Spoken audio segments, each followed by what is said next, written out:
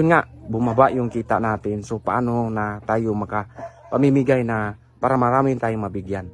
Sa mga nagre-upload dyan, sana mahiya-iya naman kayo.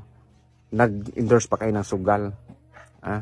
Mahiya-iya naman kayo guys. Kasi yung kita namin guys, pangtulong namin yun eh. Hindi katulad sa inyo kung ano, saan nyo ano yan. Mahiya kayo, tumatanggap kayo ng sahod dahil sa aming video. So, may mahiya naman kayo. Sana sana makaisip kayo na may Panginoon pala. Sana malagay nyo sa utak nyo. Kasi parang wala sa utak nyo. May Panginoon ba? Wala. Diba? Parang wala kayong ganun eh. Nag-endorse pa kayo ng sugal. Buti sana mag-upload ka ng video, ma-reaction video. Hindi lang yung pati profile, pati pangalan sa amin. Kaya sinabi namin ni Buloy yung nakaraan na patuloy pa ba namin o hindi. Kasi ganun pa rin kung patuloy kayo mag-re-upload eh. Yung mga bagong video na i-upload nyo eh.